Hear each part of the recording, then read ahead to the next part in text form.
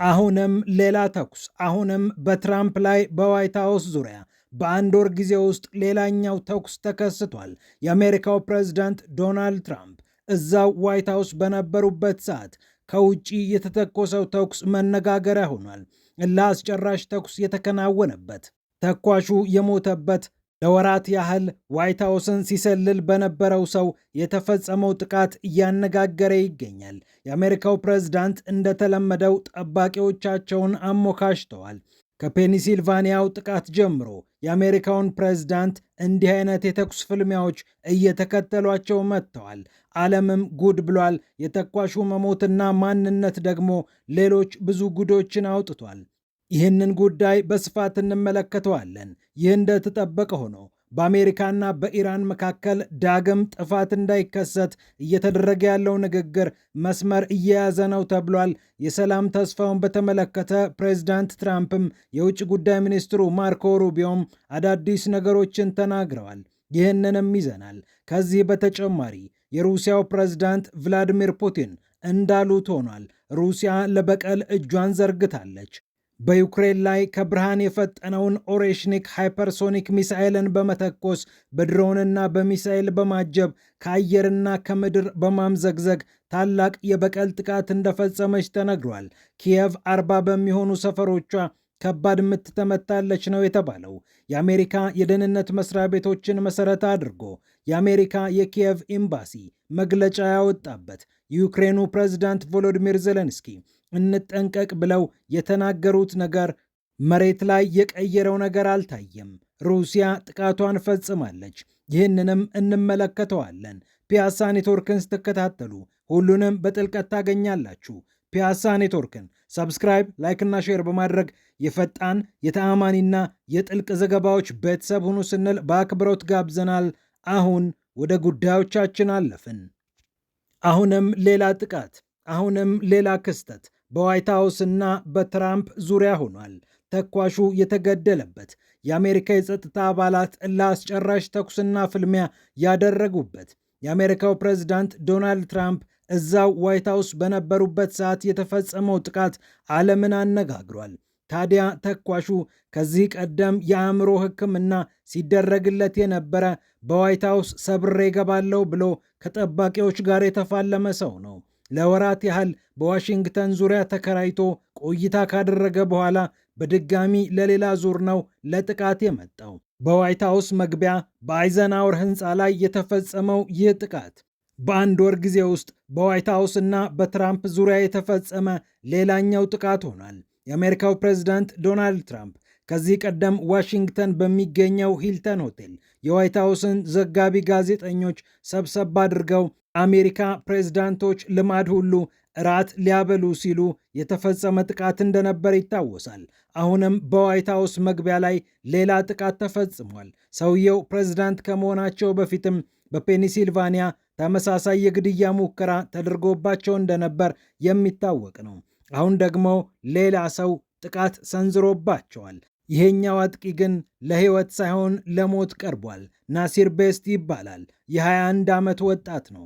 ከዚህ ቀደም ዋይት ሃውስን ጥሼ ካልገባሁ ብሎ ከጠባቂዎች ጋር ተፋልሞ ይህ ሰው የአእምሮ ሕክምና ያስፈልገዋል ተብሎ የአእምሮ ሕክምና ሲደረግለት የቆየ ነው። አሁን ደግሞ ድንገት በዋይት ሃውስ አቅራቢያ ተከሰተ። ቦርሳ ይዞ ነበር። ከቦርሳው ሽጉጡን አወጣ። አርከፍክፎ ለመተኮስ ሞከረ። እርሱ ያላያቸው በየጥጋ ጥጉ የነበሩ የጸጥታ ኃይሎች ሴክሬት ሰርቪሶች ግን በፍጥነት ተኮሱበት። ኋላ ወደ ሆስፒታል ተወሰደ። መሞቱ ተነገረ። ይህ ሰው ከዚህ ቀደምም የአእምሮ ሕክምና ሲደረግለት ስለነበረ እንዴት በአይነ ቁራኛ ሊታይ አልተቻለም የሚለውም ጉዳይ እያነጋገረ ነው። ከዚህ ቀደምም ዋሽንግተን ሂልተን ሆቴል ተከራይቶ ጥቃት ለመፈጸም አስቦ የነበረው ያ መምህር ጉዳይም እንዲሁ እንዴት ክትትል ውስጥ ሊገባ አልቻለም የሚል ጥያቄ ሲጠየቅ ነበር። በዋይት ሃውስ ዙሪያ ብሔራዊ ዘብን ጨምሮ በሴክሬት ሰርቪሶች ላይ የተፈጸሙ ጥቃቶች ቁጥራቸው ቀላል የሚባል አይደለም። በተለይ የአሜሪካው ፕሬዝዳንት ዶናልድ ትራምፕ ከመጡ በኋላ ደግሞ ክስተቶቹ እየጠነከሩ እንጂ እየላሉ አልሄዱም። እርሳቸውም አዲስ የሚያሰሩትን በዋይት ሀውስ ግቢ የሚገኘውን ግዙፍ ህንፃ በተመለከተ ለእኔ ብቻ ሳይሆን ለቀጣዮቹ ፕሬዝዳንቶችም ደህንነቱ የተጠበቀ ህንፃ አስረክባለሁ እያሉ ይገኛሉ። በሌላ በኩል በአሜሪካና በኢራን ዙሪያ አንድ መልካም ዜና ተሰምቷል። የአሜሪካ የውጭ ጉዳይ ሚኒስትር ማርኮ ሩቢዮ አለቃቸውን ፕሬዝዳንት ትራምፕን ተከትለው ይህንን ተስፋ አረጋግጠዋል። ትራምፕም በብዙ ጉዳዮች ላይ እየተነጋገርን እንገኛለን፣ ነገርየው እየቀረበ ነው ብለዋል። የውጭ ጉዳይ ሚኒስትራቸው ማርኮ ሩቢዮም መሻሻል አለ፣ መለወጥ አለ እያሉ ይገኛሉ። ይሁንና ሆርሙዝ ሰርጥን በተመለከተ የኢራን መገናኛ ብዙሃን እንደ ከዚህ ቀደሙ አታስቡት፣ ምናልባት ከፍላችሁ እንጂ በነፃ አታልፏትም የሚል አስተያየት በባለስልጣኖች ዙሪያ እየተሰጠ እንደሚገኝ መገናኛ ብዙሃኑ እየዘገቡ ይገኛሉ። ይህ እንደተጠበቀ ሆኖ በፓኪስታን አሸማጋይነት ከዚያ ያለው መጓተት ለጊዜው ለዘብ ብሎ ወደ ተሻለና ወደ ሰላም ዓለም ልትሄድ እንደምትችል በርካቶች ተስፋ አድርገዋል። የብሪታንያው ጠቅላይ ሚኒስትር ሰር ኪር ስታርመርም ይህንን ሂደት አድንቀዋል። ዝርዝር ጉዳዮችም በፍጥነት ይወጣሉ ተብሎ እየተጠበቀ ይገኛል። በሌላ በኩል ሩሲያ እንዳለችው አድርገዋለች። የሩሲያው ፕሬዝዳንት ቭላዲሚር ፑቲን ጦራቸውን አንድ ነገር አዘው ነበር። የዩክሬን ጦር በሉጋንስክ አካባቢ የፈጸመውን ጥቃት ለመበቀል ወታደራዊ ዕቅድ አምጡልኝ ብለው። ታዲያ ዕቅዱ በፍጥነት የመጣ ይመስላል። ሩሲያ ፈጣኑን ኦሬሽኒክ ሃይፐርሶኒክ ሚሳኤል መዘዝ አድርጋ በኪየቭ ዙሪያ ከባድ ጥቃት እንደፈጸመች እየተገለጸ ይገኛል። ከአየርም ከምድርም ከባህርም የተወነጨፉት ድሮኖችና ሚሳኤሎች ከባድ ጉዳት እንዳደረሱ እየተነገረ ይገኛል። የአሜሪካው ፕሬዝዳንት ዶናልድ ትራምፕ ሁለቱን ሀገራት ለማስማማት ከፍተኛ ጥረት አድርጌያለሁ ቢሉም ነገሩ ግን እንደታሰበው አልሆነም። አርቲ እንደዘገበው በተለያዩ በኪየቭ ዙሪያ የሚገኙ ከተሞችም ከባድ ጥቃት ተሰንዝሮባቸዋል። በተለይ በቤላያ ሴርኮቭ አካባቢ ሃይፐርሶኒክ ሚሳይሉ ከፍተኛ ጉዳት ሳያደርስ አልቀረም ተብሏል። በኪየቭ አካባቢ በሚገኙ 40 በሚሆኑ ወታደራዊ ኢላማዎች ላይ ሩሲያ የፈጸመችው ጥቃት መነጋገሪያ መሆኑን አልቀረም። ከ4 በላይ ሰዎች ተገለዋል የተባለበት፣ በርካቶች ስለመቁሰላቸው፣ ወደ ሆስፒታል ስለመወሰዳቸው የተነገረበት ይህ ጥቃት የሩሲያ የመጀመሪያ ዙር የበቀል ጥቃት እንጂ የመጨረሻው አይሆንም እየተባለ ይገኛል። ከዚህ ቀደም በጥር ወር አካባቢ በሊቪቭ ኦሬሽኒክ ሚሳኤሏን የተኮሰችው ሩሲያ እንዲህ አንዳንድ አጋጣሚዎችን እየጠበቀች ይህንን ፈጣንና ማንም በቀላሉ ሊያቆመው የማይችለውን ሚሳኤል እየተኮሰች ትገኛለች። ለነገሩ የዩክሬኑ ፕሬዝዳንት ቮሎዲሚር ዜሌንስኪም አስጠንቅቀው ነበር። ሩሲያ እንዲህ አይነቱን ጥቃት ልትፈጽም ትችላለች፣ በተለይ ኦሬሽኒክ ሚሳኤሏን ልትተኩስብን ትችላለች ብለው ዜሌንስኪ በቴሌግራም ገጻቸው ላይ ተናግረው ነበር።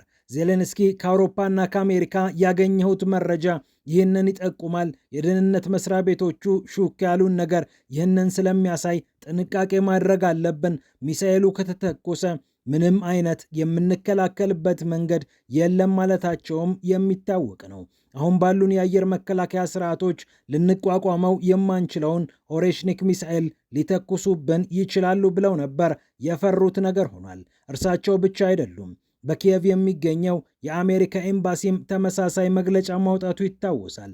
በቀጣዮቹ 24 ሰዓታት ሩሲያ ከባባድ ሚሳኤሎችንና ድሮኖችን ልትተኩስ ትችላለች። በዚህም መሰረት የአሜሪካ ዜጎች ሆይ አንዳች የተሻለ መጠለያ ስታገኙ ተጠለሉ፣ በየአካባቢው አትገኙ የሚል ነበር የአሜሪካ ኤምባሲ ማስጠንቀቂያ።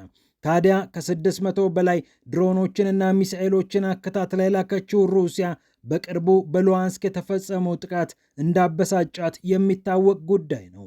የሩሲያው ፕሬዝዳንት ቭላዲሚር ፑቲንም ይህንን ጉዳይ በተመለከተ እንበቀላለን፣ በዚያ አካባቢ የተማሪ ዶርም ተመታብን እንጂ ወታደራዊ ኢላማ ሊሆን የሚችል ነገር አልነበረም ብለው ማስጠንቀቃቸው ይታወቃል። በፍጥነት ወታደራዊ እቅድ አምጡልኝ እበቀላለሁ እንዳሉት ፑቲን ብቀላቸውን ጀምረዋል። እርግጥ ነው በተከታታይ በሩሲያ በኩል እየተፈጸሙ ያሉ ጥቃቶች መጠናቸው የሰፋ እንደሆነ ዓለም አስተውሏል። ለነገሩ የዩክሬን ጥቃቶችም እንዲህ ቀላል የሚባሉ አይደለም። እስከ ሞስኮ መዝለቅ የቻሉት የዩክሬን ጥቃቶች ሩሲያ የበለጠ ብዙ ሚሳኤልና ድሮን እንድታስወነጭፍ ምክንያት መሆናቸው አልቀረም። የሁለቱ ሀገራት ፍልሚያ አሁንም በቀጠለበት በዚህ ሰዓት የበቀል እርምጃዎቹ ከጊዜ ወደ ጊዜ እየተጠናከሩ መምጣታቸውን ነው ዘገባዎች የሚጠቁሙት። በሉዋንስክ 21 ሴት ተማሪዎችን ጨምሮ በርካቶች የተቀጠፉበት ጥቃት ሩሲያን ክፉኛ እንዳቆሰላትና እንደቆሰለ ነብር እንድትንቀሳቀስ አጸፋ እንድትሰጥም ምክንያት ሆኗታል እየተባለ ይገኛል። ፒያሳ ኔትወርክን ስትከታተሉ ስለቆያችሁ ክብረት ይስጥልን ብለናል። ፒያሳ ኔትወርክን ሰብስክራይብ፣ ላይክና ሼር በማድረግ የፈጣን የተአማኒና የጥልቅ ዘገባዎች ቤተሰቡን ስንል በአክብሮት ጋብዘናል። ብስራት ከፍለኝ ነበርኩ። ሰላም ለዓለማችን።